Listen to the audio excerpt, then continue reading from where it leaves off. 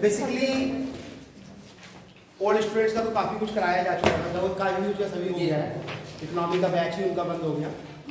नए स्टूडेंट्स के point of view के लिए सर ने कहा कि आज से कुछ क्लासेस करा दी थे, हालांकि उनका बैच दोबारा से भी कंटिन्यू भी होगा, क्योंकि वो लोग 24 के एफियर हैं और जो लोग 23 के एफियर हैं वो भी देंगे। चलिए, आज एक बहुत इंपॉर्टेंट टॉपिक, इसका प्री में तो एक क्वेश्चन आना ही आना है, अब मेन में भी कभी कभार उससे कुछ ना कुछ पूछा जाता है। प्री में तो कंफर्म है कि उससे एक या दो क्वेश्चन अलग अलग फॉर्म में आएंगे, जिसको हम लोग कहते हैं 5 ईयर प्लान।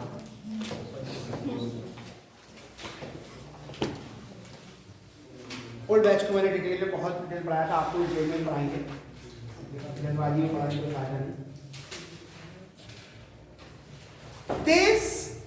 5 ईयर प्लान के बारे में आप सब लोग जानते हैं कि हमारे देश जब आजाद हुआ तो उस समय जब पहला गणतंत्र यानी पहला कॉन्स्टिट्यूशन हमारा 1951 से शुरुआत हुआ, तो देश के विकास की भी बात हुई और 51 से शुरुआत होकर एक 5 ईयर प्लान बनाने की परंपरा स्टार्ट हुई। पहला 5 ईयर प्लान 51 में बना, 56 तक चला और इस तरह से परंपरा चलती है। और 2017 में आखिरी प्लान बना और उसके बाद 5 ईयर प्लान नहीं बनते। अब हमारे यहाँ 5 ईयर प्लान नहीं बनते, पहले 5 ईयर प्लान हुआ करते थे। अब क्या होता है वो अभी आएगा। बात जो आ रही है यहाँ पर कि 5 ईयर प्लान जो पहली पंचवर्षीय योजना हमारे यहाँ आई, आप 3 बातों पे ध्यान दीजिएगा। पूरे क्वेश्चन पे मैं समझाऊंगा बहुत डिटेल में, लेकिन 3 बातें आप जरूर ध्यान रखिएगा। जब पूरा पढ़ेंगे, सेल्फ स्टडी करेंगे, बस केवल 3 बातें मैं तो बहुत डिटेल में बताऊंगा। एक आप याद ध्यान रखिएगा कि कौन सा प्लान किस ईयर में आया, पहला फोकस करिएगा। ये आपको सब याद होना चाहिए 13 प्लान तक सारे, कि पहला प्लान 1951 से 56 हुआ, फिर 61 से 65 हुआ, फिर 61 से 64 कोई प्लान नहीं था, 64 से 69 हुआ, इस तरह से 61 से 66 हुआ, फिर बीच में गैप हुए, फिर इस तरह से प्लान चलते रहे। 13 प्लान अब तक आ चुके हैं, ठीक है। तो एक तो आप यह ध्यान रखिएगा कौन सा प्लान किसी ईयर से किसी ईयर तक चल रहा है। दूसरा आप ध्यान रखिएगा कि हर प्लान में एक स्लोगन दिया गया, जैसे किसी में गरीबी बचाओ था, किसी में गरीबी उन्मूलन था, किसी में बेरोजगारी पर फोकस था, किसी में किसी और पर फोकस था। तो आप किस प्लान में किस चीज पे फोकस किया गया, ये आप जरूर ध्यान रखिएगा। और तीसरी चीज जो आप ध्यान रखेंगे कि किस प्लान का मॉडल कौन सा था, किस मॉडल पर वो हमने आगे उसको चलाया। मतलब किसी ने तो दिया ही होगा ना, जैसे पहला प्लान हेरोल्ड टॉमस मॉडल था, दूसरा मोहलनोबिस मॉडल था, तीसरा किसी और का मॉडल था। तो जिस आदमी ने बनाया उस आदमी के नाम से उसको परंपरा कायम रखी गई और उसके नाम से मॉडल दे दिया गया। तो 3 बातें आपसे पूछा सकता है कि तीसरा प्लान का नारा क्या था, ठीक है, ये दूसरे प्लान का मॉडल कौन सा था, ये चौथे प्लान का ईयर कौन सा था, ठीक है। तो इस तरह से आप 3 बातों को तो बहुत इंपॉर्टेंट अच्छे तरीके से पढ़ लीजिए, क्योंकि इनमें से एक क्वेश्चन प्री के अकॉर्डिंग आता है और मेन में भी कभी कभी पंचवर्षीय योजनाओं पे भी ये क्वेश्चन पूछा गया है, ठीक है। तो बात जब पंचवर्षीय योजनाओं की आ रही है तो पंचवर्षीय योजनाएं हमारे यहाँ 1951 पर आई, लेकिन इसकी शुरुआत बहुत पहले हो गई। इसकी शुरुआत जो हुई आजादी से काफी टाइम पहले, जब ये लगने लगा कि हमें कुछ डेवलप करना है और देश आजाद होने के लगभग करीब, यानी एक दिन में नहीं आजाद हो गया कि 47 में 14 अगस्त को लोग जगे और बोले अरे देश आजाद, आज से आजाद, ऐसा नहीं हुआ। एक लंबी प्रोसेस से हम लोग आए और उस लंबी प्रोसेस में भी हम लोगों ने एक धीरे धीरे स्टेप बाय स्टेप लगभग 10-12 साल पहले से लोगों को लगने लगा कि अब देश आजाद होने वाला है, यानी हम ब्रिटिश गवर्नमेंट से अपने आप को आजाद कर लेंगे। जब आजादी की बात आई तो एक 1938, ज्यादा आपको याद रखना नहीं, मैं बताता जा रहा हूं हिस्टोरिकल, कि लॉन्ग में कभी लिखना हो तो आप लिख सकते हैं उसको, ठीक है। एक मिस्टर विश्वेश्वरैया ने किताब लिखी प्लान इकोनॉमी इन इंडिया, यानी सोच लीजिए आजादी से लगभग 10 साल पहले उनके दिमाग में ये बात आ गई कि जब देश आजाद होगा तो how to it will be developed, किस तरह से हम प्लानिंग करके इस देश को आजाद कर पाएंगे। तो विश्वेश्वरैया मॉडल आया। विश्वेश्वरैया ने एक इकोनॉमी किताब लिखी, प्लान इकोनॉमी इन इंडिया। देश आजाद होने वाला था, उनकी किताब पहले आई, लोग जागरूक हो गए और अब लोगों को लगा ना, एक आदमी ने सोचा हम कब्जा कर लेंगे, दूसरे ने कहा हम कब्जा कर लेंगे, तीसरे ने कहा, मतलब ब्रिटिशर से हम आजाद होने वाले थे, लेकिन सब लोगों की, जो देश के अंदर लोग थे, उनकी भी नजर हमारी देश की इकोनॉमी पे थी। इंडस्ट्रियलिस्ट ने सोचा कि हम इसको कब्जा कर लेंगे, सोशलिस्ट ने सोचा हम इसको कब्जा कर लेंगे। इस तरह से ये बरका कर गया। लेकिन बहुत सारे मॉडल बने, बहुत सारी चीजें आई और वो धीरे धीरे करके रूटीन में चलने लगा। 1934 में कांग्रेस मॉडल आया और कांग्रेस मॉडल जो था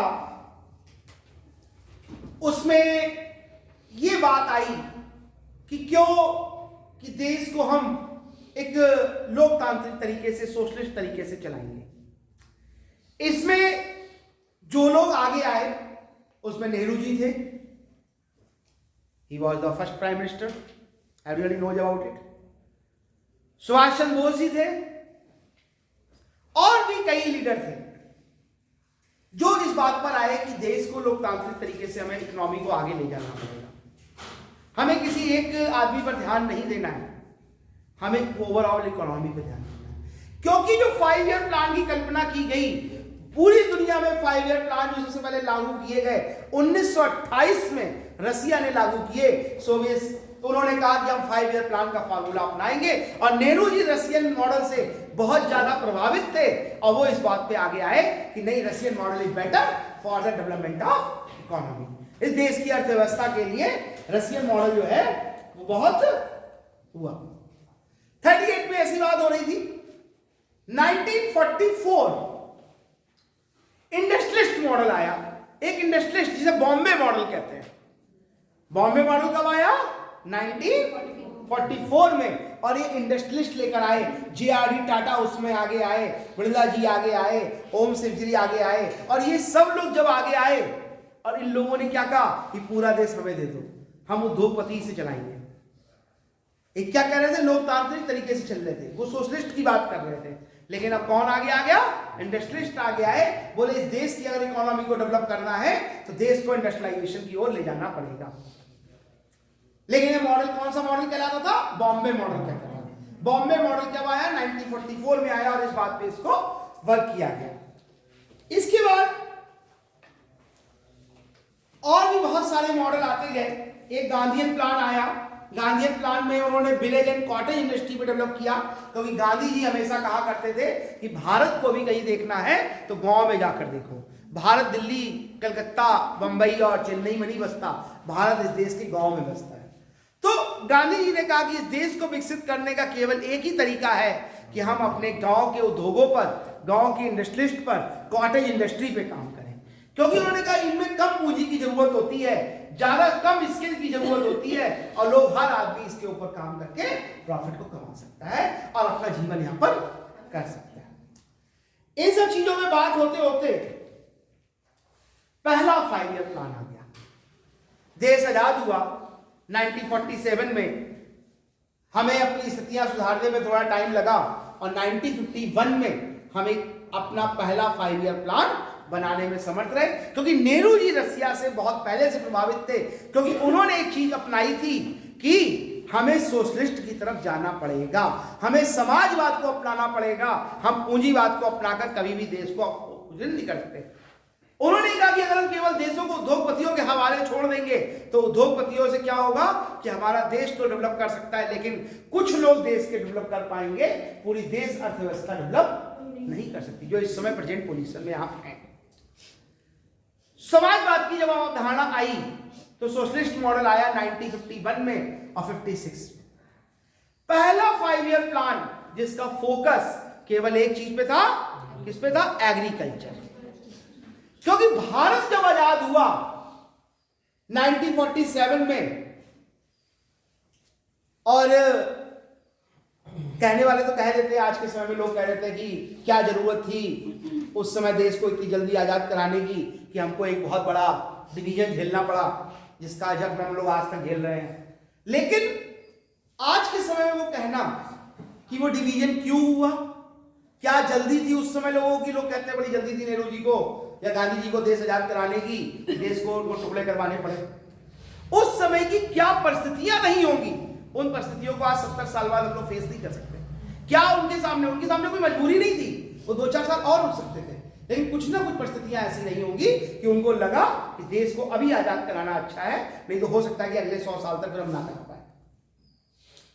क्योंकि एक बड़ी अच्छी सी बात है और हम सब लोग फेस करते हैं कि जब हम 3 घंटे कोई पेपर देते हैं तो हमको मालूम होता है कि वो पेपर टफ है कि इजी है। बाहर आने के बाद जो लोग पेपर देखते हैं वो कहते हैं इस पेपर में था ही क्या, आप करके क्या नहीं है।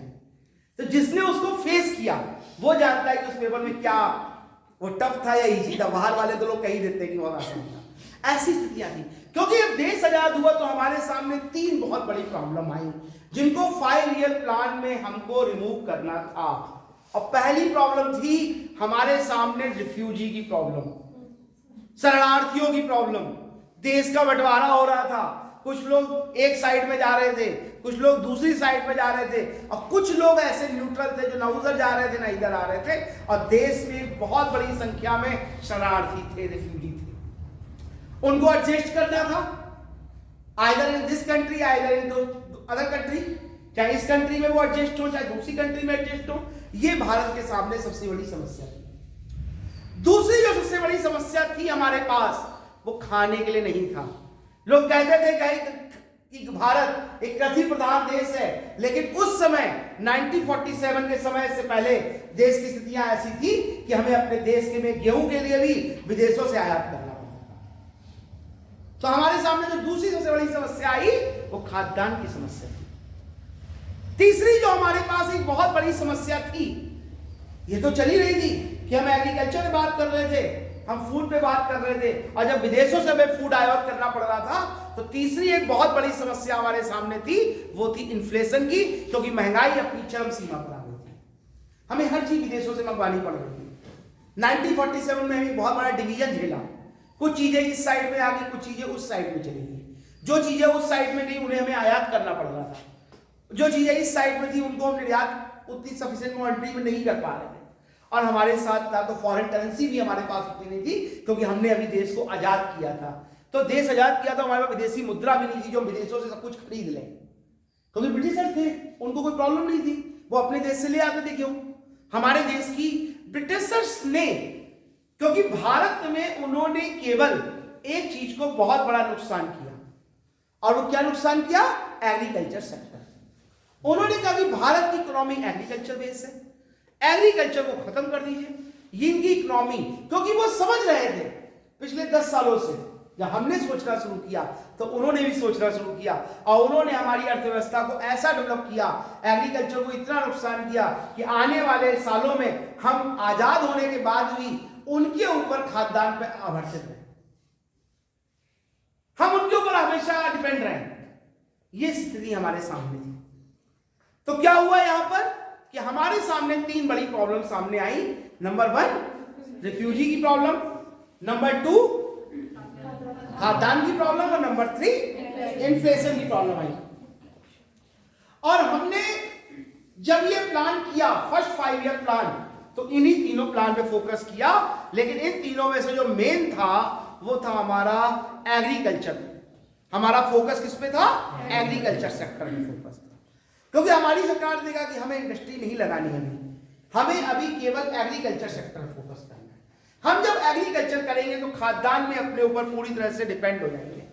अपनी तरफ से डिपेंड होने से उन्हें क्या फायदा मिलेगा कि हम दूसरों को आयात भी कर सकते हैं, हमारे यहाँ जो खाने की समस्या आ रही वो पूरी हो सकती, और जो विदेशों से आयात करते हैं उनको हम खत्म कर सकते हैं। तो यहां पर बात आई कि हमको क्या करना है कि फूड की प्रॉब्लम को रिमूव करना है। हमने एग्रीकल्चर सेक्टर, हमारा फोकस क्या था? Agriculture sector. मॉडल क्या होता? हैरोल्ड डॉमिस मॉडल था। यहाँ पर हैरोल्ड डॉमिस मॉडल था। हैरोल्ड डॉमिस जो थे वो नेहरू जी के बड़े क्लोज थे, तो बहुत सारे लोगों ने राय दी, लेकिन हैरोल्ड डॉमिस मॉडल पसंद किया गया कि हमें एग्रीकल्चर पे फोकस करना है। और तो हमने पहला फोकस किया एग्रीकल्चर सेक्टर पर। दूसरा जो हम प्रॉब्लम झेल रहे थे प्राइस इन्फ्लेशन की, महंगाई की, हमने प्राइस स्टेबिलिटी पे काम किया कि मूल्यों में स्थिरता रहे, इन्फ्लेशन ना क्रिएट हो जाए। इन्फ्लेशन अगर होगा, महंगाई बढ़ेगी, तो हमारा देश हम कभी भी डेवलप प्रॉपर तरीके से नहीं कर पाएंगे। और तीसरी चीज जो थी वो हमने एक और चीज पे काम करना शुरू किया, हालांकि हम उतने तरीके से नहीं कर पाए, वो था हमारा पावर एंड ट्रांसपोर्टेशन। यानी पावर सेक्टर पे हम काम करें, ट्रांसपोर्टेशन सेक्टर पे काम करें, और हमने उस पर काम करना शुरू किया। क्योंकि गांव में बनने वाला गल्ला, गांव में बनने वाला अनाज वो मंडी तक नहीं पहुंच पा रहा था। पावर की समस्या से हमें बहुत सारी समस्याएं आ रही थी, तो उन सब चीजों को दूर करने के लिए हमने वर्क किया। और हमारा जो जीडीपी का टारगेट था वो 2.1% हमने टारगेट रखा हमने 2.1%। और कहते हैं ना कि जब अच्छी सोच हो तो सभी लोग मदद करते हैं। और पहला ये हुआ कि देश की आजादी के बाद कि हम उस ईयर में जो 5 ईयर प्लान था, मानसून बहुत अच्छा था, जिससे कि जो हमारी प्रॉब्लम थी इरिगेशन की, सिंचाई की, वो नहीं हुई। क्रॉप इंडस्ट्री में जितना हम पिछले सालों में कर रहे थे उससे दुगना तिगना हमने क्रॉप प्रोडक्शन किया। और तीन महत्वपूर्ण चीजें इस इंडिया में आई। और पहली चीज जो डेवलप किया गया, भाखला नागल डैम और हीराकुंड बांध, वो इसी 5 ईयर प्लान में आया।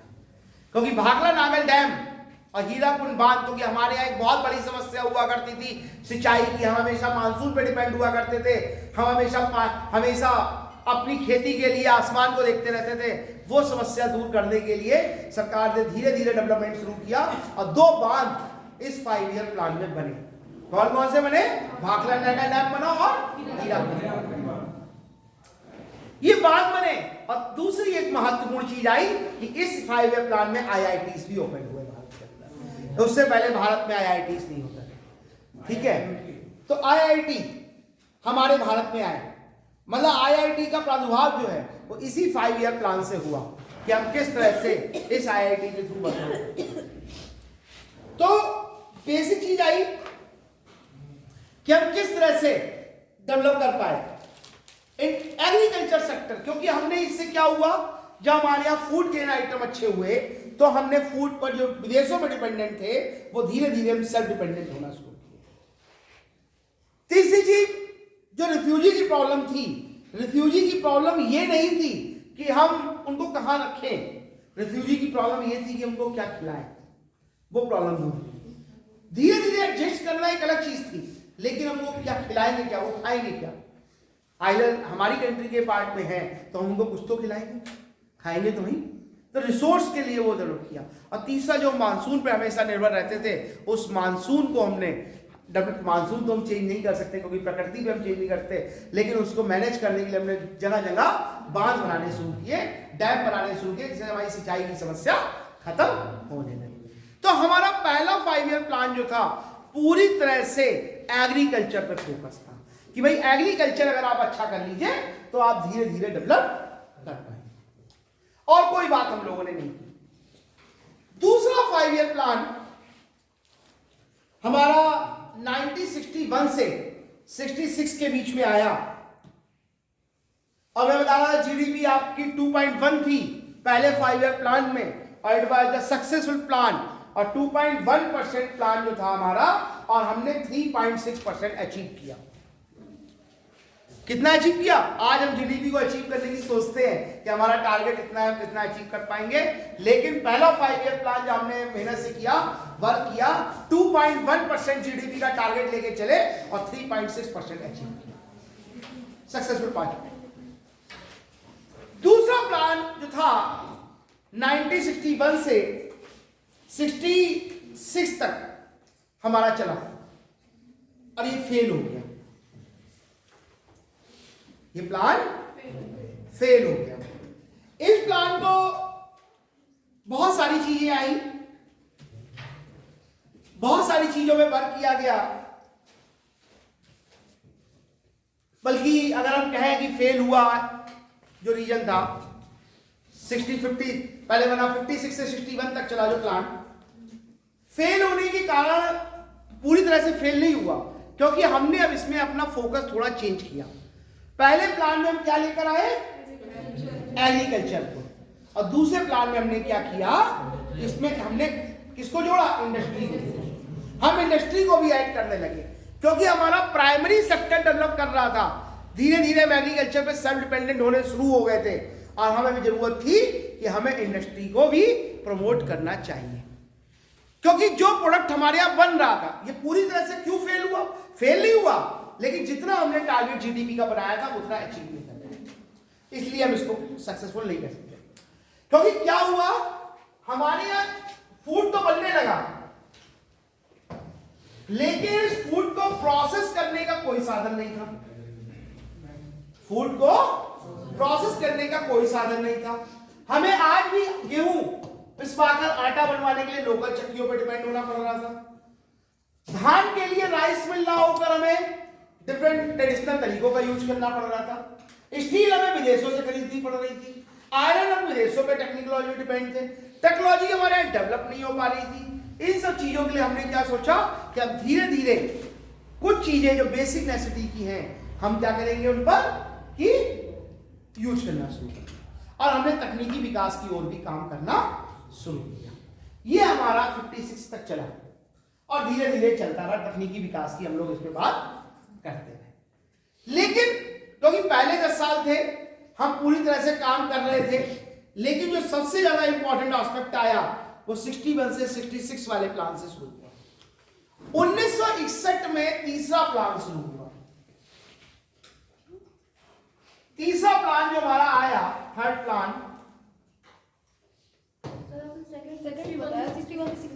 नहीं 56 से 61 पहला 51 से 56, दूसरा 56 से 61। ये जरूरी नहीं है आपको याद रखना, मैं बता दूंगा जहां पे जरूरी है, ठीक है, क्योंकि इतना पुराना डाटा आपसे नहीं पूछा, डाटा ज्यादा नहीं पूछा जाता। अब पहले डाटा पूछा जाता था, अब डाटा ज्यादा नहीं पूछा जाता, अब केवल कॉन्सेप्ट पूछे जाते हैं। थर्ड प्लान जो आया वो 61 से 66 था, और इस प्लान में हमने जो टारगेट रखा, पहला टारगेट जो हमने रखा कि देश में जो हमारे रिसोर्सेस हैं, जो भी चीजें हैं, उनको और इंप्रूवमेंट किया जाए। इंक्रीज इन रिसोर्सेस, संसाधनों में वृद्धि की जाए, चाहे वो खाद्यान्न के क्षेत्र में हो, चाहे वो सिंचाई के क्षेत्र में हो, चाहे वो ट्रांसपोर्ट के क्षेत्र में हो, चाहे वो पावर के क्षेत्र में हो, किसी भी जगह हो, हम अपने संसाधनों को और बढ़ाएं। दूसरा था कि हमें रीजनल डेवलपमेंट की बात करने लगे, क्षेत्रीय विकास, रीजनल डेवलपमेंट। क्योंकि हुआ क्या कि जब ये तकनीकी विकास की बात आई, तो एक एरिया जो पहले से डेवलप था, वहां पर लोग इंडस्ट्रियां लगाने लगे, वहां पर लोग वर्क करने लगे, अब वो एरिया और डेवलप होने लगा। लेकिन जो बैकवर्ड थे, जो हमारे अंडर डेवलप्ड एरिया थे, वो डेवलप नहीं हो पाए। तो हमें सरकार ने कहा कि हम क्षेत्रीय विकास की बात करेंगे। तो क्षेत्रीय विकास को करने के लिए सरकार ने क्या किया, उन जगहों पे जाके अपनी प्लांट लगाए। सरकार ने सरकारी इंडस्ट्रियां लगाई कि हर जहां पर प्राइवेट सेक्टर इंडस्ट्रियां नहीं लगाना चाहता। क्यों? क्योंकि भाई प्राइवेट सेक्टर तो वहां पर अपनी इंडस्ट्री लगाएगा जहां पर प्रॉफिट के चांसेस ज्यादा हो, और गवर्नमेंट सेक्टर कहां लगाएगा, जहां पर जो बैकवर्ड एरिया हो, ठीक है। क्योंकि वो सोचते हैं कि जो बैकवर्ड एरिया है, भाई छत्तीसगढ़ में कोई नहीं लगाना चाहता इंडस्ट्री, कोई नहीं जाता झारखंड इंडस्ट्री लगाने प्राइवेट सेक्टर, क्यों नहीं जाते? अब वहां के लोग बिहार में कोई नहीं लगाना चाहता, मोतिहारी में कोई नहीं लगाना चाहता, उसके आगे और भी जो बैकवर्ड एरिया है वहां कोई नहीं लगाना चाहता। वहां के लोग भागकर कहां जाते हैं, दिल्ली आ जाते हैं। वहां के लोग भागकर कहां चले जाते हैं, अलग मुंबई चले जाते हैं। वहां के लोग भागकर कहां चले जाते हैं, पंजाब चले जाते हैं खेती करते हैं। बहुत सारे बैक डेवलप, अंडर डेवलप। तो सरकार चाहती है कि ये माइग्रेशन की समस्या जो आ रही है, प्रवासियों की समस्या जो आ रही है, ये भी एक बहुत बड़ी समस्या है। उसको रोकने के लिए हमें अपने देश क्या करना पड़ेगा, उसी जगह पर लोकल लेवल पर डेवलप करना पड़ेगा। लोकल लेवल, रीजनल डेवलपमेंट जब तक नहीं होगा, देश का संतुलित विकास नहीं हो सकता। लोगों के जीवन स्तर ऊपर नहीं था। अब महंगाई को रोकने के लिए एक सबसे अच्छा साधन है कि रीजनल लेवल पर डेवलपमेंट किया जाए। हाउ महंगाई कैसे रुक जाती है?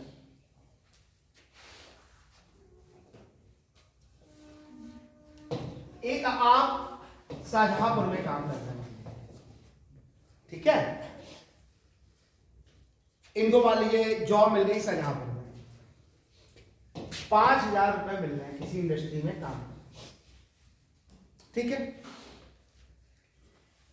इनका प्रोडक्टिविटी मान लीजिए एक दिन में 100 पीस बनाते हैं।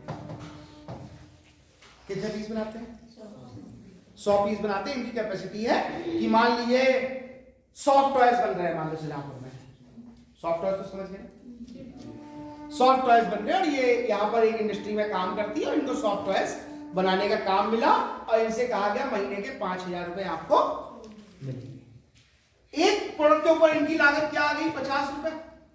एक 5,000 रुपए मिले, 100 सॉफ्ट टॉयज बनाए इन्होंने, एक सॉफ्ट टॉयज के ऊपर इनकी लागत कितनी आई? 50 रुपए। इन्हें शाहजहांपुर में कोई काम नहीं मिला, ये दिल्ली चली गई। कहां चली गई? दिल्ली चली गई, ठीक है।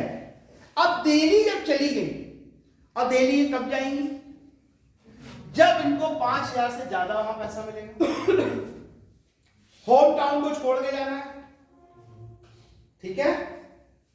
फिर वहां पर जाकर इनको खुद अपने लिए रहने की व्यवस्था करनी है, खाने की व्यवस्था करनी है, ट्रांसपोर्ट की व्यवस्था करनी है।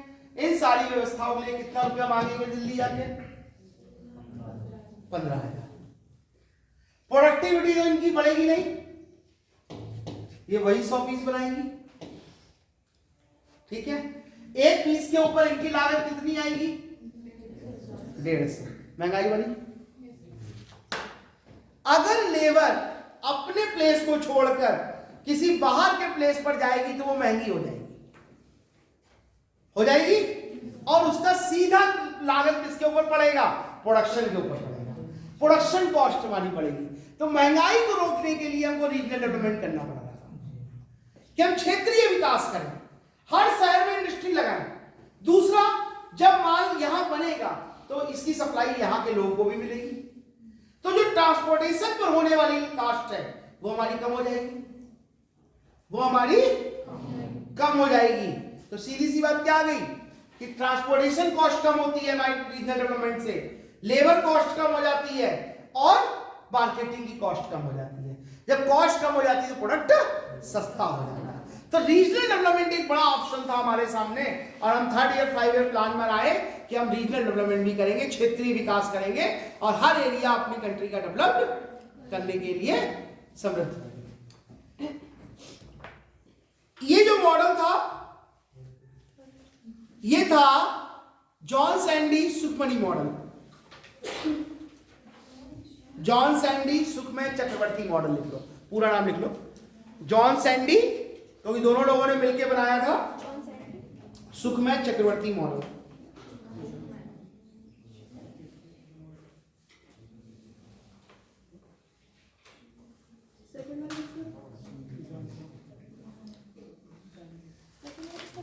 सेकंड तो एमएन रॉय मॉडल कहते हैं उसको। अब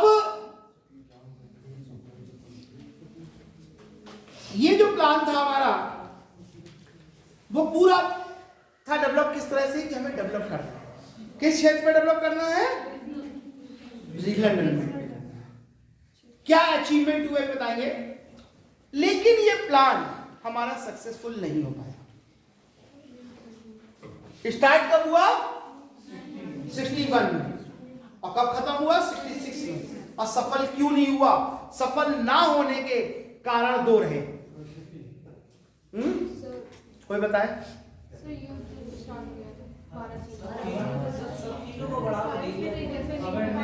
हाँ, अवेयरनेस तो बात कीजिए, अवेयरनेस क्या हो जाएगी यार?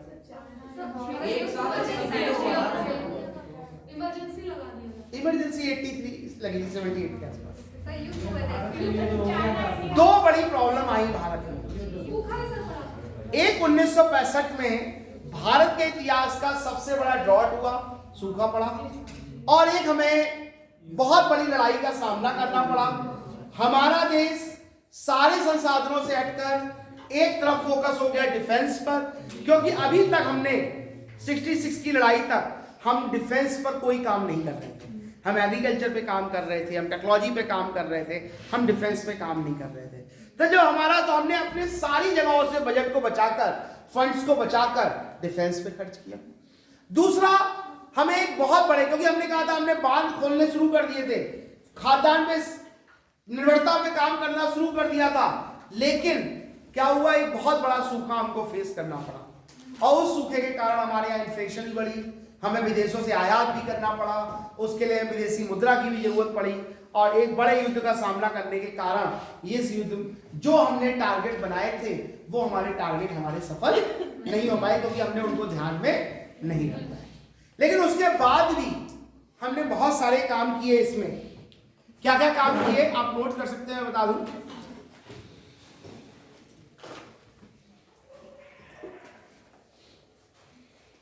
गहन कृषि क्षेत्र कार्यक्रम 1963-1964 में आया, नोट कर सकते हैं। गहन कृषि क्षेत्र कार्यक्रम, क्योंकि हम कृषि में बात कर रहे थे, 63-64 ईयर भी लिखते जाएंगे।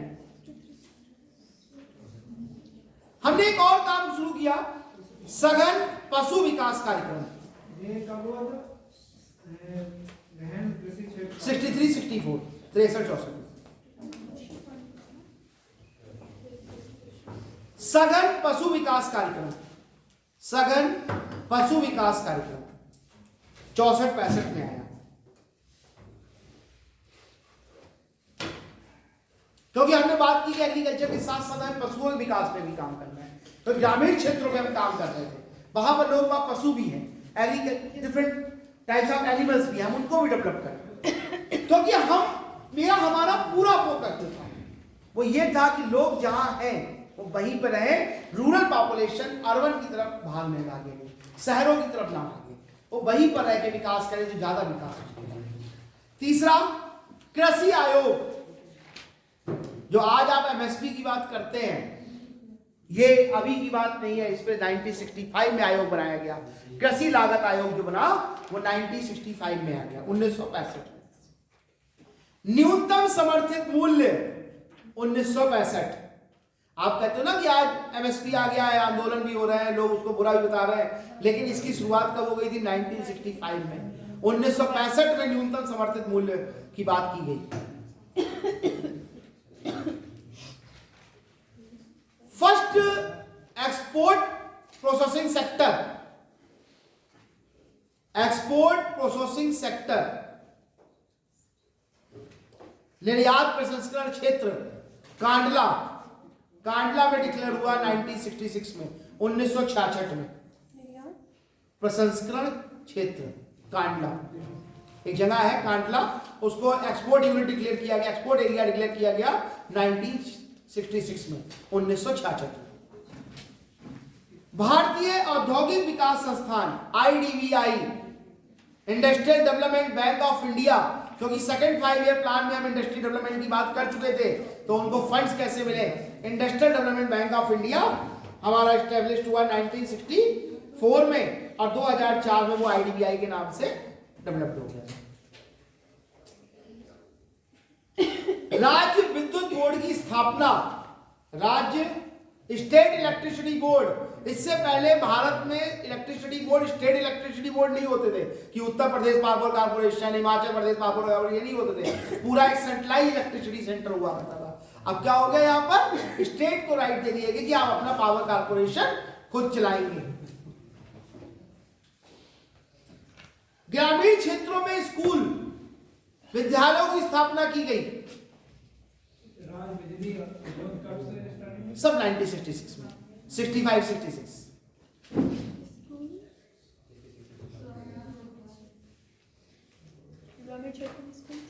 ग्रामीण क्षेत्रों में विद्यालयों की स्थापना की गई, वही सब, ये सब लास्ट के ईयर के 1965-66 में।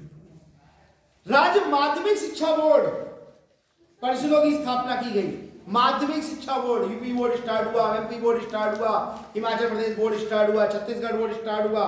ये क्या हुआ?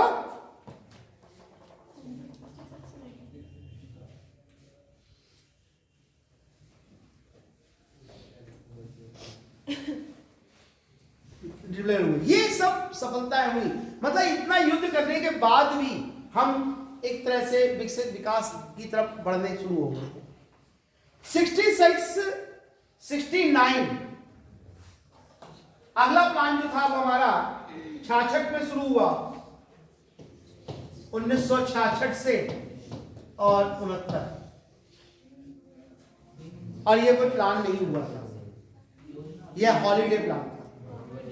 हॉलीडे प्लान का मतलब कि यहां पर क्योंकि अब 65 में युद्ध लड़ चुके थे, हमारे पास संसाधन कम हो गए थे, हम लोगों ने इस चीज पर डिक्लेयर किया कि अभी हम नया 5 ईयर प्लान बनाने के लिए, नई देश को नई दिशा में ले जाने के लिए सोचने में असमर्थ हैं। हम नहीं सोच पा रहे कि हम किस तरफ बात करें। तो 66 से 69 तक केवल एक हॉलीडे प्लान बनाया गया, 1 ईयर प्लान बनाया गया कि लगातार हर साल थोड़ा थोड़ा बन जाता था और उसके बाद उसको काम किया जाता था। तो इनमें मतलब कोई प्लान नहीं बोला, ये हॉलीडे था, छुट्टी गई यहाँ पे।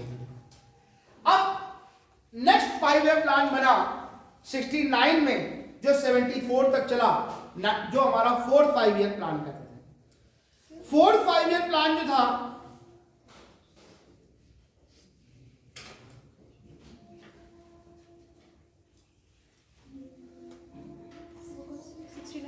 हाँ 69 से 74 तक चला, और इसमें जो हम लोगों ने बात की 69 से 74, ये प्लान भी हमारा पूरी तरह से सक्सेस नहीं हो पाया, क्योंकि 69 से 74 के भी हमें 71 में एक और बार का सामना करना पड़ा। उस बार का सामना करने के कारण हमारा सारा ध्यान आर्थिक रूप से एक पर्टिकुलर सेक्टर पर, डिफेंस सेक्टर पे चला गया। हमने अपने सारे संसाधन डिफेंस सेक्टर पे लगा दिए, जिसके कारण हमारा जो था ये प्लान पूरी तरह से सक्सेसफुल नहीं हुआ। हमने जो टारगेट बनाए थे वो पूरी तरह से अचीव नहीं हो पाए। हमारा जो इसमें टारगेट था, जो ऑब्जेक्ट था, वो पहली चीज थी कि हमको आर्थिक विकास की तरफ बात करनी है, इकोनॉमिक डेवलपमेंट की। अभी हम एग्रीकल्चर की बात कर रहे थे, हम इंडस्ट्री की बात कर रहे थे, अब हम इकोनॉमिक डेवलपमेंट की बात कर रहे हैं, हम आर्थिक विकास की ओर बात कर रहे थे कि हमारा क्या हो। आर्थिक विकास कब हो सकता है? आर्थिक विकास तभी हो सकता है जब हर आदमी के पास रोजगार हो, क्योंकि जब आदमी के पास रोजगार होगा तो उसके, हर आदमी के पास रोजगार होगा, तब वो अर्निंग करने की कैपेसिटी उसकी बढ़ जाएगी। दूसरा जो हमने वर्क किया कि इकोनॉमी जो थी वो हमारी अप एंड डाउन कर रही थी। हमारी इकोनॉमी इस तरह से थी कि किसी ईयर में हम डेवलप कर गए, किसी ईयर में नीचे आ गए, युद्ध हो गया तो नीचे पहुंच गए, युद्ध नहीं हुआ तो ऊपर पहुंच गए। इन सब चीजों को रिमूव करके हमें ये वाली इकोनॉमी लेके आनी थी कि हमें इकोनॉमिक में कि हमारे ऊपर किसी भी छोटी छोटी घटनाओं का कोई इफेक्ट ना पड़े, हम इस तरह से लेकर आए। क्योंकि इस तरह की इकोनॉमी कभी भी अच्छी नहीं हो सकती, हमें इस तरह की इकोनॉमी अच्छी होनी चाहिए। तो हमें कैसे डेवलपमेंट करना पड़ा कि हम स्थिर विकास की ओर बात कर रहे थे, कि हमारा एक तरफ कॉन्स्टिट्यूशन तरीके से हम बात करें। मैंने एक लेक्चर अभी इससे पहले लिया था, उसमें आपको बताया था कि स्टेडी ग्रोथ के बारे में बताया था। तो स्टेडी ग्रोथ थी, तो हमने वहां पर सोचा कि हम कोई स्टेडी ग्रोथ लेके चले, एक कॉन्स्टिट्यूशन लेके चले, एक प्रॉपर तरीके से लेके चले, जिससे कि हम वर्क कर पाए। और तीसरी चीज जो थी वो हमें डिफेंस सेक्टर पर अपनी निर्भरता थी, क्योंकि उस समय क्या था कि हम 2 लड़ाइयां झेल चुके थे, डिफेंस में बहुत पैसा खर्च कर चुके थे। तब हमने रियलाइज किया कि अगर हमें अपने आप को एक सेफ रखना है तो हमें डिफेंस में भी अपनी निर्भरता होनी चाहिए, कि ऐसा ना हो कि हम डिफेंस में भी विदेशों से ही आयात करते रहें। हमें हथियार चाहिए, हम विदेशों से आयात कर रहे हैं, हमको और रिसोर्स चाहिए, वो विदेशों से आयात कर रहे हैं। तो हम डिफेंस में भी अपनी निर्भरता की बात कर सकते। ये जो मॉडल आया, इसमें हमने एक और काम किया। हालांकि हम युद्ध लड़ रहे थे, लेकिन हमने जो हमारे बड़ी इंडस्ट्री है, भारी उद्योग जो है, जैसे कि आयरन इंडस्ट्री हो गई, स्टील हो गई, इसी तरह से डिफरेंट अदर तरीके के ट्रांसपोर्ट के बड़े हो गए, रेल इंजन बनाना हो गया, ठीक है, इन सब चीजों को बनाने पर भी काम करना, इन सब चीजों का विस्तार करने पे भी हमने काम करना शुरू कर दिया। नई नई ट्रेन बनाने के नए नए कारखाने खोले अपने भारत में। हमने नई नई इंडस्ट्रियां लगाई, जो आयरन एंड स्टील को बनाती थी, जो लोहा बनाती थी, जो सीमेंट बनाती थी, जो डिफेंस, जो उद्योग हमारे यहाँ भारत में नहीं थे, उन इंडस्ट्रियों को भी हमने लगाना शुरू कर दिया। ये जो भारत आई, अब इस प्लान में क्या क्या अचीवमेंट हुआ, तो अचीवमेंट की बात करें तो भारत में दो चीजें तो बड़ी फेमस हैं इसके अचीवमेंट के फॉर्म में, बाकी तो और भी हैं, कोई पर्टिकुलर ईयर नहीं है, मैं कॉमन बता रहा हूं। इस पूरे प्लान में, इस पूरे प्लान का नारा क्या था, यहां से इस पूरे प्लान का नारा था रिमूव पॉवर्टी, गरीबी हटाओ। क्या हटाना था? गरीबी हटाओ। और how to remove poverty, anybody can tell me about, गरीबी कैसे हट सकती है?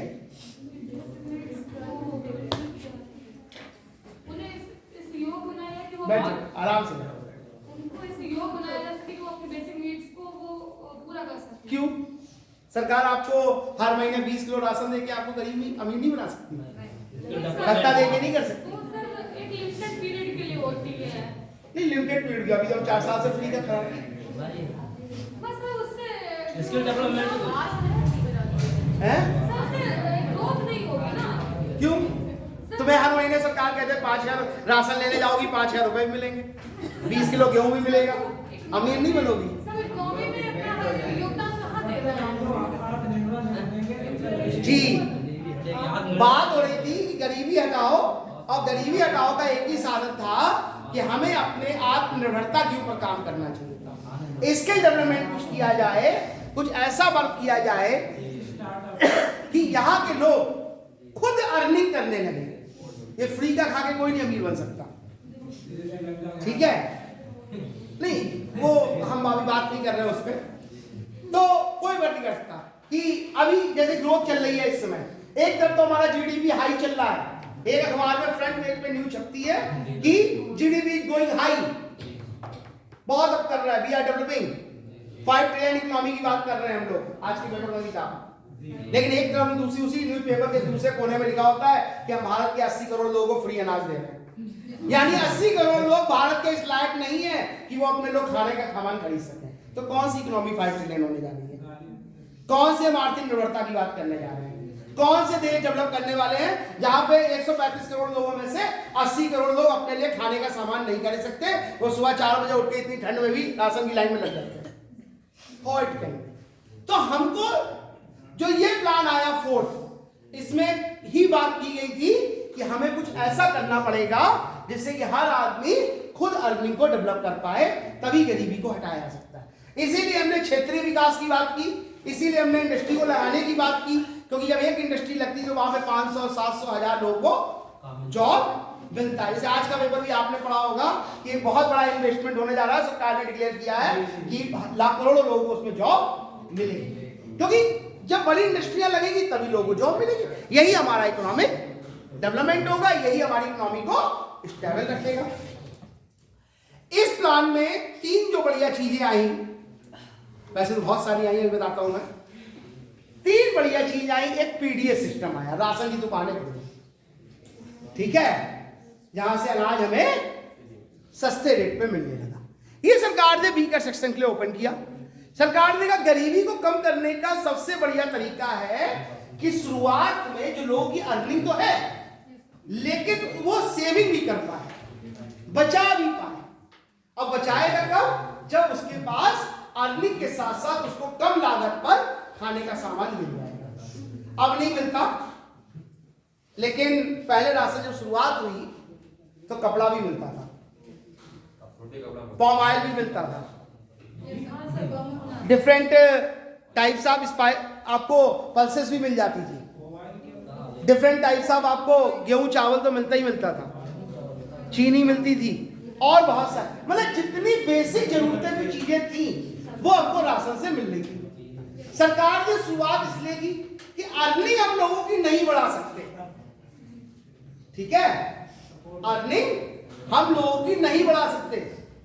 ये पिछले 15 सालों में शुरू हुआ है कि लोगों को फ्री के खाने की आदत डाली गई, और इसका क्या इफेक्ट होगा ये भविष्य जाने। ठीक है, ये बोलते सब है लेकिन लाइन में सब लगे होते हैं, इसलिए बोलना नहीं चाहिए। ठीक है, सबसे ज्यादा ग्रामीण लोग ही लगते हैं। ये listen, I am not saying about this. अभी मैं आपको बता दूं पर्सनल एक्सपीरियंस और पर्सनल नॉलेज के अकॉर्डिंग बता दूं कि अभी सरकार ने एक लेबर कार्ड बनने की योजना लाई थी और लेबर कार्ड बनवाए थे, और मैं उन लोगों को जानता हूं कि जिनके घरों में 4-4 कारें खड़ी हैं, उन्होंने भी अपने घर के लेबर कार्ड बनवाए। What is this? हम उसकी बात नहीं कर रहे हैं, ये काम सरकार का नहीं है कि वो गलत कर रही है सही कर रही है, ये एक सोसाइटी का वर्क है, मैं इस पर डिस्कशन नहीं कर रहा। बेसिक क्या चीज है, उन्होंने कहा कि हम जो गरीब लोग हैं, एक प्रॉपर लाइन के लोग हैं, उनकी अर्निंग को नहीं बढ़ा सकते लेकिन सेविंग को बढ़ा सकते हैं। और सेविंग कब बढ़ सकती है? जब हमारी जितनी इनकम है उससे कम खर्च हो। तो उन्होंने क्या किया कि पीडीएस सिस्टम लेकर आए, पब्लिक डिस्ट्रीब्यूशन सिस्टम लेकर आए, राशन की दुकानें लेकर आए कि हम आपको सस्ते में खाने का सामान दे देंगे। तो आप अगर दिन का 100 रुपया बाजार में जाके खर्च करते हो तो आपका बाजार में जाकर राशन की दुकानों से 60 रुपया खर्च होगा, तो 40 आप बचा लोगे, और बचाओगे धीरे धीरे आप जो है सेविंग करके क्या करोगे कि उसे या तो किसी और सेक्टर पे खर्च करोगे। हम पैसा बचाएंगे, देखो पैसा बचा के आदमी क्या करेगा? कुछ नहीं करेगा, पैसा बचाकर वो कहीं ना कहीं तो खर्च करेगा। लेकिन अगर हमारा खाने के सामान पे ही सारा पैसा खर्च हो जाएगा तो हम दूसरे सेक्टर पे खर्च नहीं कर पाएंगे। हमने क्या किया, वो पैसा बचाना शुरू किया। उससे क्या हुआ कि लोगों के अंदर एक स्थिरता आई, स्टैंडर्ड ऑफ लिविंग बढ़ गया। भाई जब हमने आज महीने भर में 2000 कमाए और हमने उसमें से 1500 खर्च कर लिए, तो 500 रुपए भी खर्च बच गए, वो क्या करेंगे? वो हम बचा के क्या करेंगे? वो हम किसी और सेक्टर पे खर्च करेंगे। महीने साल भर आपने 500 बचाए, फिर 6000 हो गए, फिर 6000 हो गए तो पापा ने आपसे कहा कि चलो तुम्हें नानी क्या घुमाना है। तो घुमाने कब ले गए नानी क्या? जब उन्होंने पैसे बचा लिए। वो आपको कहीं बोले कुछ नहीं, ऐसा करते हैं कि चलो भाई तुम्हें हरिद्वार घुमा के ले आते हैं। क्यों?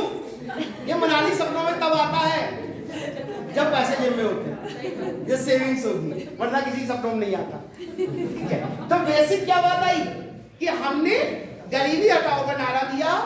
गरीबी हटाओ के नारा देने के साथ साथ हमने पीडीएस सिस्टम बनाया। दूसरे, अब लोगों ने पैसे बचाने शुरू कर दिए। तो एक बड़ी समस्या आई कि लोग पैसे बचा के करेंगे क्या?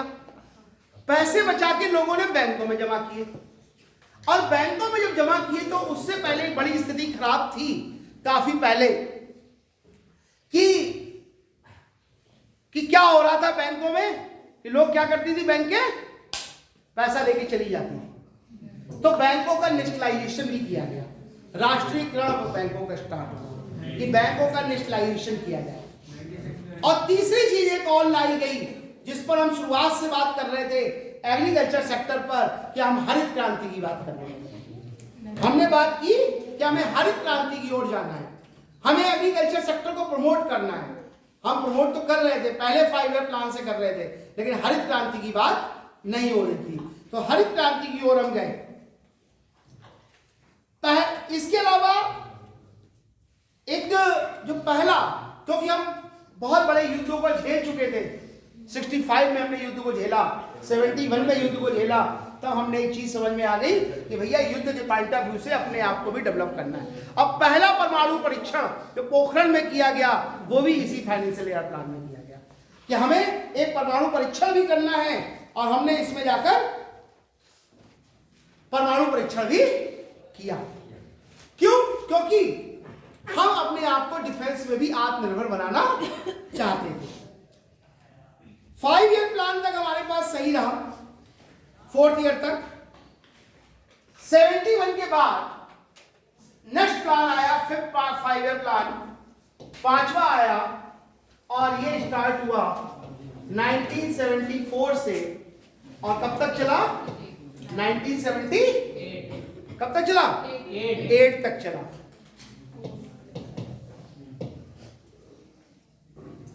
74 से 78 तक चला।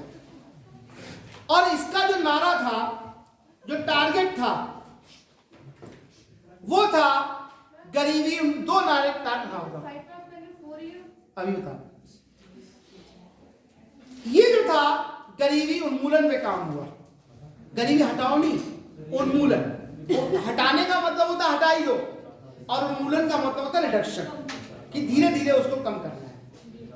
ठीक है, तो उन्मूलन पे काम कर रहे थे, क्योंकि हमारे सामने एक सबसे बड़ी समस्या थी कि लोगों को हमें गरीबी रेखा से ऊपर लाना है। ठीक है, गरीबी रेखा से ऊपर लाना है। और गरीबी रेखा से ऊपर लाने के लिए जो पिछले 15 सालों में काम हुए, वो तरीका बहुत जस्टिफाइड है कि आप पैदा हुए तो सरकार ने कहा कि आप हॉस्पिटल में होगे तो आपको 5,000 रुपए मिलेंगे, फिर आपको खाने के लिए सामान मिलेगा, फ्री में आपकी एजुकेशन हो जाएगी, शिक्षा आप बेसिक स्कूलों में पढ़ लीजिए, शादी आपकी मुख्यमंत्री योजना में हो जाएगी, रहने के लिए आपको, फिर खाने के लिए, रहने के लिए मकान सरकार फ्री में दे देगी, आपको जिंदगी में कुछ करना नहीं, ऐश करनी है उसकी।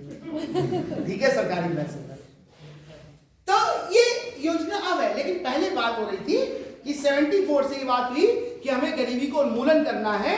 यानी कि देखिए, हम बेरोजगारी घटाने की बात नहीं कर रहे थे, लेकिन हमारा कॉन्सेप्ट वही था कि हम धीरे धीरे लोगों को आर्थिक रूप से स्थिर बनाने के लिए संसाधन डेवलप करें, जिससे कि हर आदमी के पास कुछ ना कुछ काम हो।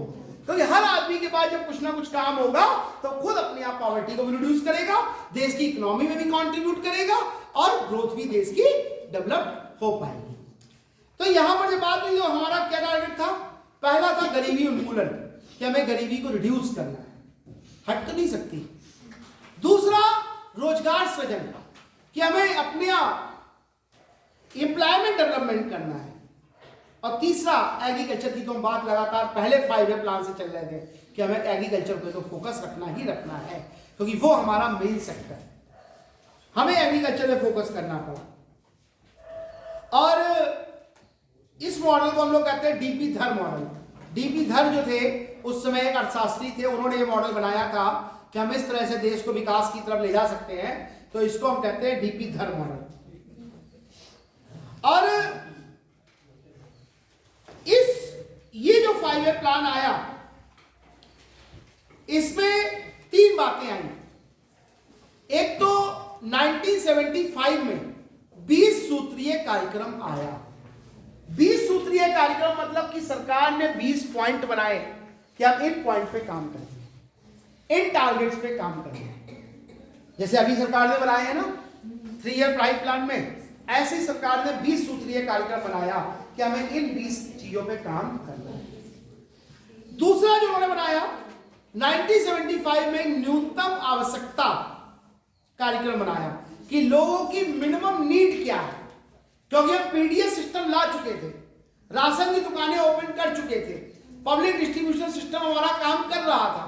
तो हमने क्या किया, न्यूनतम आवश्यकता कार्यक्रम लाए कि लोगों की क्या मिनिमम जरूरत क्या है, उसको कितना चाहिए, कितना हम उसको दे सकते हैं, ये सारी चीजें हमने बात की। और तीसरा जो बात आई कि हमने जो था पूरी तरह से आत्मनिर्भर होने का काम यहां पर शुरू कर दिया कि एग्रीकल्चर से हम आत्मनिर्भर हो जाएंगे, क्योंकि आत्मनिर्भरता ही हमें सबसे जरूरत थी। एग्रीकल्चर सेक्टर हमारा काम कर रहा था, लेकिन हम आत्मनिर्भर होना चाहते थे किसके ऊपर, डिफरेंट अदर सेक्टर्स में। जिनके पास खेती नहीं है वो लोग भी डेवलप्ड हो, जिनके पास एग्रीकल्चर है वो लोग भी डेवलप्ड हो। तो इस तरह से आत्मनिर्भर होकर हम लगातार काम करते रहे, जिससे कि हम ज्यादा से ज्यादा अपने देश की जो आर्थिक स्थिरता है उस पर वर्क कर सकें। क्योंकि जब हम इस तरह से काम कर रहे हैं, हर आदमी के पास रोजगार है, तब हम अपने देश को स्थिरता प्रदान कर सकते हैं। एक लाइव एग्जांपल मैं इसका बताता हूं। 2013-14 एक बहुत बड़ा पूरे वर्ल्ड में इकोनॉमिक रिसेशन आया, और उस इकोनॉमिक रिसेशन में अमेरिका जैसे एक शक्तिशाली देश जिसे लोग मानते हैं, उसकी बैंकें भी दिवालिया हो गई, इंडस्ट्रियां बंद हो गई, और एक बड़ा ब्रिटेन यूरोप जैसे कंट्री भी कंगाली के कगार पे पहुंचने लगे, और अपनी इकोनॉमी को संभालने में उनको बहुत ज्यादा प्रयास करने पड़े। काफी देर तक रुक गए वो लोग। लेकिन भारत में 2014 में जो 13-14 में सेशन आया,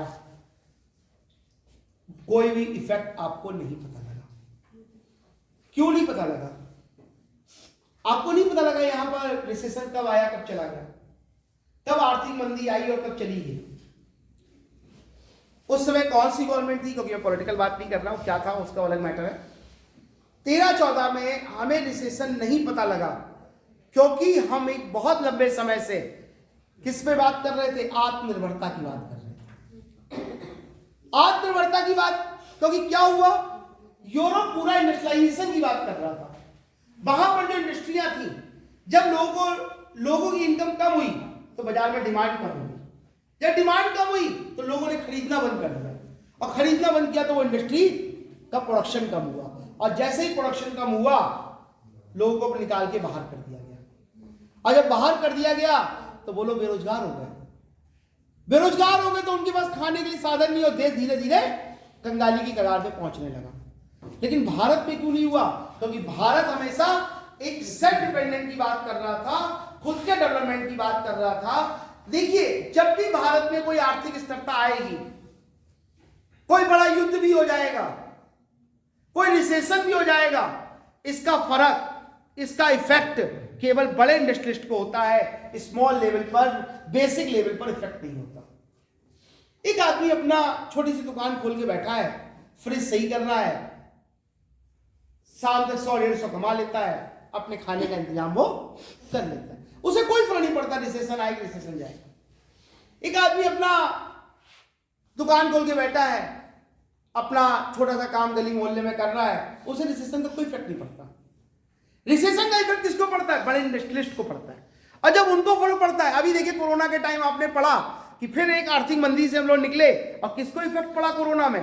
कोरोना में इफेक्ट केवल उन लोगों को पड़ा जो लोग कहीं जॉब कर रहे थे। क्या हुआ? बड़ी कंपनियों ने, आपने देखा कि लोगों ने निकाल के बाहर कर दिया। उन्होंने कहा भाई अभी हमें जरूरत नहीं है। होटल इंडस्ट्री ने कह दिया, होटल इंडस्ट्री तो बिल्कुल खत्म हो गई। उन्होंने कहा हमारे यहाँ 2000 लोग काम करते थे, हमें केवल 200 की जरूरत है, 1800 लोग घर जाओ। अब वो घर जाके क्या करेंगे? बेरोजगारी तो बढ़ाएंगे। उनको इफेक्ट पड़ा। लेकिन अगर जो आदमी खुद का काम कर रहा था, चाहे वो लोकल लेवल पे कर रहा था, चाहे बड़े लेवल पे, वो उतना इफेक्टेड नहीं हुआ जितना कि उसको किसी कंपनी में जॉब करने वाले पर से ज्यादा होना चाहिए था। क्योंकि जब आपकी जॉब चली गई, आपको कुछ सैलरी तो मिल नहीं, आपको कुछ तो काम कर नहीं सकते। लेकिन जो आदमी बेसिक लेवल पर, छोटे लेवल पर अपना कहीं ना कहीं कोई काम कर रहा था, अफेक्टेड हुआ, लेकिन उतना अफेक्टेड नहीं हुआ जितना कि उसको हो जाना चाहिए था, क्योंकि वो सेल्फ डिपेंडेंट था।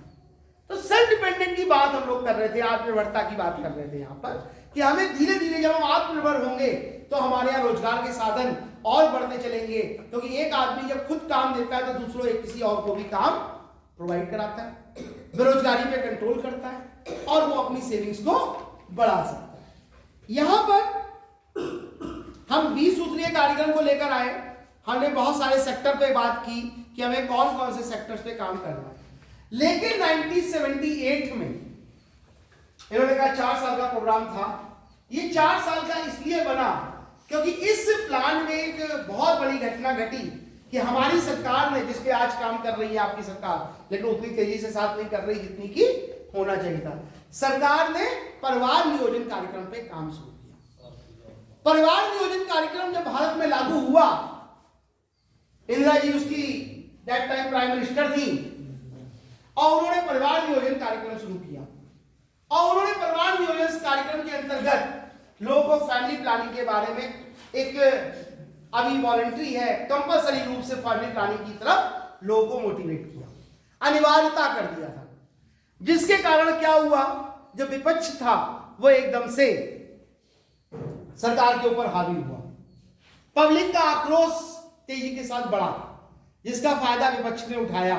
और पब्लिक का आक्रोश बढ़ने के कारण इंदिरा जी ने उस समय 1978 में इमरजेंसी भारत में लगा दी। इमरजेंसी का रूल यह था कि कोई भी आदमी ना तो आंदोलन कर सकता था, ना कहीं पे कोई मीटिंग कर सकता था, ना कोई गणना। लेकिन फैमिली प्लानिंग प्रोग्राम जो लेकर आए, उसका एक बड़ा आक्रोश हुआ कि विपक्ष ने उसका फायदा उठाकर यहां पर सरकार गिरा दी। और सरकार गिराने के साथ कोई इफेक्ट नहीं पड़ता 5 ईयर प्लान पर। प्लान चलता रहता है। लेकिन जो सरकार आई उसने कहा कि 5 ईयर प्लान एक बेवकूफी भरा डिसीजन है, और उसने यहाँ पे जो 5 ईयर प्लान था उसको रिमूव कर दिया गया कि 5 ईयर प्लान नहीं बनेंगे। वही सरकार आज फिर आई, फिर 5 ईयर प्लान बन गया। 5 ईयर प्लान बंद कर दिए गए, बोले कोई 5 ईयर प्लान नहीं बनेंगे। 78 में सरकार गिर गई, 5 ईयर प्लान बनने बंद हो गए। वही सरकार आज भी है, फिर से 5 ईयर प्लान बंद हो गए। उन्हें लगा कि 5 ईयर प्लान विकसित करने का कोई साधन नहीं है, हमें वर्क करना चाहिए। लेकिन जो सरकार आई वो भी अच्छे प्लान नहीं बना पाई। उसने रोलर प्लान बनाया 1978-79 में 1 साल का, 79-80 में 1 साल का रोलर प्लान बनाया, जिसके बेस पे वर्क कर रहे थे। और ये दोनों प्लान बनाने के बाद और 2 ही साल वो टिक पाए। 1980 में फिर से सरकार गिर गई। 1980 में क्या हुआ, फिर से सरकार गिर गई और फिर से ओल्ड वाली सरकार लौट कर आ गई। इंदिरा जी फिर से लौट कर आई। 1980 में जैसे ही वो लौटी उन्होंने कहा नहीं 5 ईयर प्लान ही बनेंगे। फिर से 5 ईयर प्लान बनने शुरू। क्या हुआ, फिर से 5 ईयर प्लान बनने शुरू हो गए। 78-79 में रोलर प्लान बने। क्यों? क्योंकि उस समय सरकार जो बनी थी उसने कहा ये 5 ईयर प्लान से सक्सेस नहीं हो सकता, हम 1 ईयर प्लान बनाएंगे। और 1 ईयर प्लान बनाया उन्होंने, और वो फिर सरकार 2 साल सरकार रही। 2 साल सरकार के बाद बंद हो गई, सरकार फिर से गिर गई और फिर से इलेक्शन हुए और 1985 में फिर से सरकार पुरानी वाली सरकार लौट कर आ गई और फिर से 5 ईयर प्लान बनने शुरू हो गए। अब 1980-85 में हमारा छठा 5 ईयर प्लान आ गया। हम जो बात कर रहे थे, अभी तक हम आत्मनिर्भरता की बात कर रहे थे, लेकिन हमने एक काम और शुरू किया, तकनीकी आत्मनिर्भरता। उस तकनीकी वर्ड जोड़ा कि हम टेक्नोलॉजिकल डेवलपमेंट भी करें, कि हम अपने रूप आपको तकनीकी रूप से विकसित भी करें। क्योंकि जब अपने आप को तकनीकी रूप से विकसित करते हैं तभी हम अपने यहाँ की इंडस्ट्रियलाइजेशन को बढ़ा सकते हैं।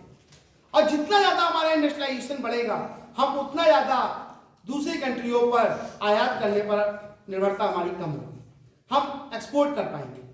हमारे यहाँ जब इंडस्ट्रियल लगेगी तो हम जो चीज अभी आयात करते हैं हम वो क्या करेंगे, निर्यात करने लगेंगे, और हम इस तरह से विकसित होंगे। हमारा जो मॉडल था, इस मॉडल को हम कहते हैं आयात निर्यात मॉडल, क्योंकि हमने इसमें केवल इंपोर्ट एक्सपोर्ट पे फोकस किया। हमने कहा कि हमें इंपोर्ट कम करना है, एक्सपोर्ट ज्यादा करना है, जिससे कि हमारे पास, क्योंकि जब आप एक्सपोर्ट करते हैं तब आप 3 तरह से समृद्ध हो जाते हैं।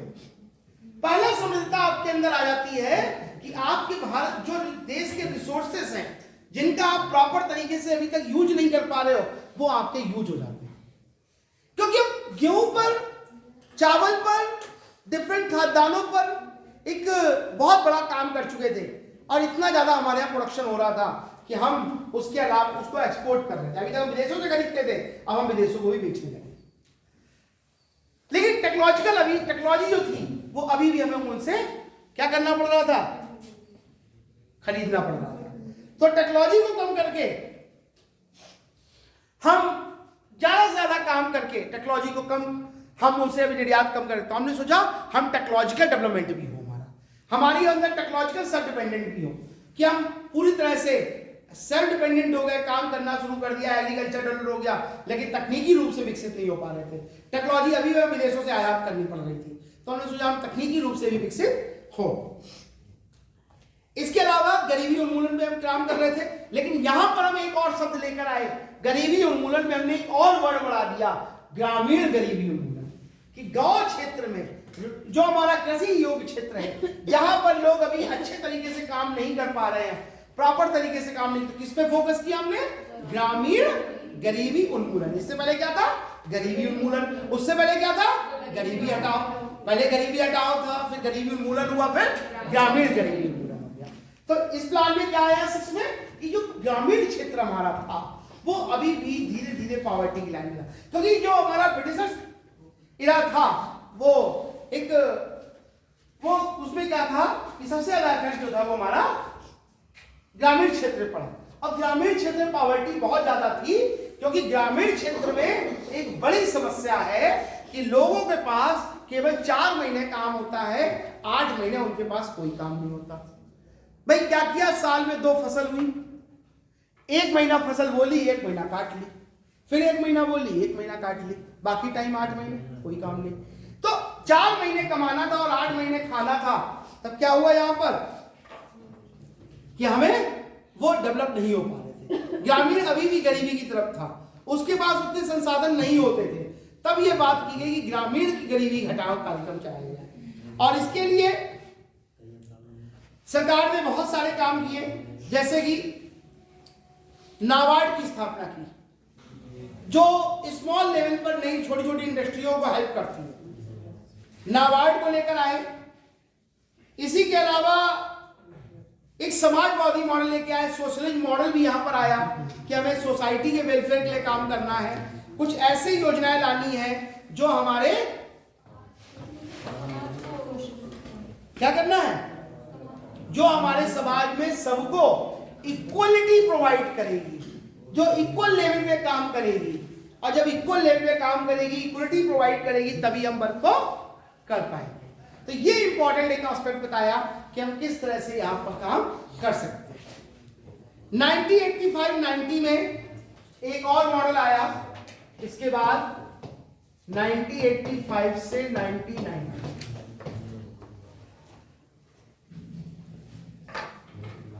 और इस मॉडल का जो टारगेट था वो एग्रीकल्चर तो था ही था, पहले से चल रहा था, अब वो चल रहा था सस्टेनेबल डेवलपमेंट करके, सस्टेनेबल डेवलपमेंट। और मॉडल कौन सा था, आयात निर्यात मॉडल पिछला वाला था, उसी को और विकसित करना था, कोई नया मॉडल नहीं बनाया गया, आयात निर्यात मॉडल का विस्तार किया जाएगा, ये यहां पे डेवलप किया गया।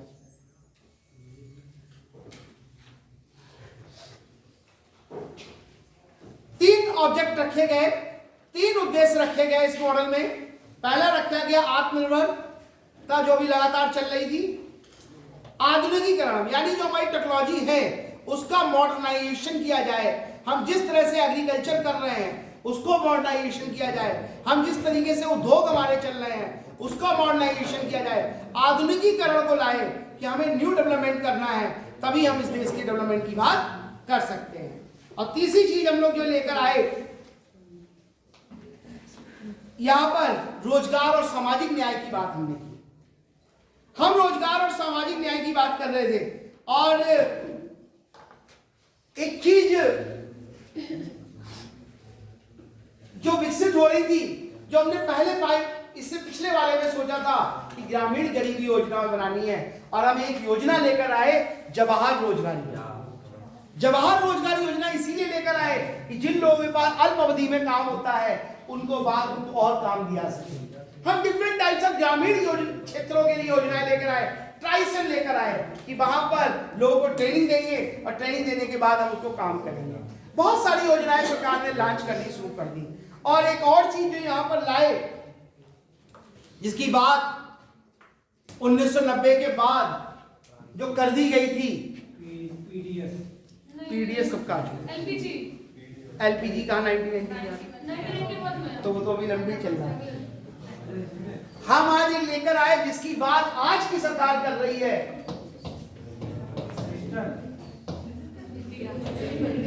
Digital India. लेट नहीं है एक्चुअली। एक बात बता दूं, यहां पर एक टॉपिक सेट कर कि ऐसा नहीं है कि 2014 तक कुछ काम नहीं हुआ। 47 में देश आजाद हुआ, 2014 तक बहुत सारे काम किए गए, लेकिन वो प्रॉपर तरीके से अवेयरनेस या इम्प्लीमेंटेशन की वजह से उस फॉर्म में सामने नहीं आ पाए जिस फॉर्म में वो आने चाहिए थे। डिजिटल इंडिया, ऑनलाइन पे सब शुरू किया गया, और ये शुरू कब किया गया? देखिए, उसका इम्प्लीमेंटेशन नहीं हो पा रहा था। और मैं आपको बता दूं कि भारत में डिजिटल इंडिया अभी तक नहीं हो पाया, और जो हम लोग डिजिटल इंडिया की बात कर रहे हैं वो सब मजबूरी में कर रहे हैं। कोरोना ना आता तो कोई डिजिटली पढ़ने नहीं गया था, किसी ने नहीं जाना था यूट्यूब पे पढ़ाई होती है, किसी ने नहीं जाना था कि हम different types of electronic platform पे पढ़ाई कर सकते हैं। जब कोरोना आया, कॉलेज बंद थे, स्कूल टीचर जिनको जो पिछले 40 साल से पढ़ा रहे थे, जिन्होंने के पास जिन्हें मोबाइल चलाना भी नहीं आता था, वो भी ऑनलाइन पढ़ाना सीख गए। अगर डिमोनेटाइजेशन ना हुआ होता, भारत में नोटबंदी ना हुई होती, कोई भी यूपीआई पेमेंट को नहीं जानता था।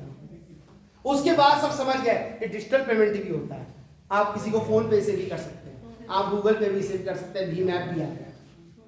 ये कब जाना हमने? जब डिमोनेटाइजेशन हो गया, जेब में पैसे नहीं थे, पैसे बैंक में पड़े थे, बैंक ने कहा किसी को ऑनलाइन ट्रांसफर करो, तो ऑनलाइन ट्रेडिंग करने के चक्कर में समझ गए कि हाँ यार ये डिजिटल होता है।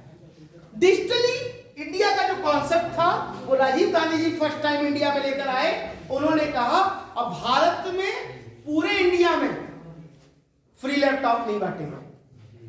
आप सोचोगे हमें नहीं मिला, फ्री फोन नहीं बांटे गए, लेकिन पूरे इंडिया में फ्री कंप्यूटर सिखाने के लिए राजीव गांधी साक्षरता मिशन के अंतर्गत जगह जगह इंस्टीट्यूट खोले गए, जहां पर आप जाएंगे आपको फ्री में कंप्यूटर सिखाया जाएगा। ये डेवलपमेंट किया गया। लोगों को लैपटॉप बांट दिए गए जिन्हें कुछ चलाना नहीं आता, खोलना भी नहीं आता, लैपटॉप होता क्या, लैपटॉप की स्पेलिंग भी ना आता, उनको भी लैपटॉप मिल गया। क्या फायदा होगा उस टाइम? बहुत सारे लोग ऐसे गांव में लोगों को लैपटॉप मिल गए, पिछली गवर्नमेंट ने भी बांट दिया, इस गवर्नमेंट ने भी, जहां आज तक बिजली की लाइन ही नहीं पहुंची। ये भारत में भी दुर्भाग्य है कि 15,000 गांवों के भारत, जब देश आजाद हुआ था 50,000 गांव ऐसे थे जहां इलेक्ट्रिसिटी नहीं थी, लेकिन आज 70 साल 74 75 साल के बाद भी 15,000 गांव अभी भी ऐसे हैं जहां पर इलेक्ट्रिसिटी का कोई भी वायर नहीं अभी तक पहुंचा। Not in, I am not saying about the any political concern, nothing else, ठीक है, nothing else, ये नहीं कह सकते आप, ना मैं पॉलिटिकल बात कर रहा हूँ ना मुझे कोई मतलब है, ठीक है, लेकिन किसी भी एक आदमी को दोष देना, उस सरकार को क्या प्रॉब्लम थी वो हमारा इश्यू नहीं है, हमारा टॉपिक यहाँ पर, ठीक है, हम लोग कोई किसी सरकार की बात नहीं करते। तो बेसिक क्या थी कि जब वर्क नहीं हुआ तो डिजिटल इंडिया का कॉन्सेप्ट लाया गया कि हम डिजिटली डेवलप्ड होंगे, क्योंकि जब हम डिजिटल रूप से डेवलप्ड होंगे तो हमारा टेक्नोलॉजिकल एडवांसमेंट होगा। और टेक्नोलॉजी के पॉइंट ऑफ व्यू से हमने क्या किया, 3 चीजों पे लेकर आए। ये डिजिटल हम कहां लेकर आए? एजुकेशन में लाए। ये डिजिटल हम लेकर आए एग्रीकल्चर सेक्टर में, कि हम लेकर आए कि टीवी पर भी एक कृषि कार्यक्रम आएगा, अब लोगों को बताएगा कैसे कब गेहूं बोया जाएगा, कौन सी खाद डाली जाएगी, कौन सी केमिकल डाली जाएगी, ये सब सिस्टम आया। जो लोग दूरदर्शन पहले देखते थे, या आपके घर में होगा तो एक चैनल आता था, एक कार्यक्रम आता था कृषि के नाम से, और लोग चैनल बदल लेते थे, ठीक है। तो बेसिक चीज क्या थी, जरूरत थी। तो बेसिक चीज क्या आई कि हमें इस तरह से डेवलपमेंट करने की बात की गई, क्योंकि यहां तक हम चल रहे थे, हमारी स्थितियां सही चल रही थी, लेकिन यहां पर हम बहुत बड़ी समस्याओं से निकलना शुरू हुए। अभी ये प्लान चल ही रहा था और ऐसी समस्याएं भी थी हमारे सामने आई, जिसकी वजह से हमें आगे इस प्लान को चलाना संभव नहीं हो पा रहा था। कुछ और नए डिसीजन लेने पड़ रहे थे। एलपीजी की पॉलिसी लाए, फ्री में नहीं लाए, मजबूरी में ही लाए।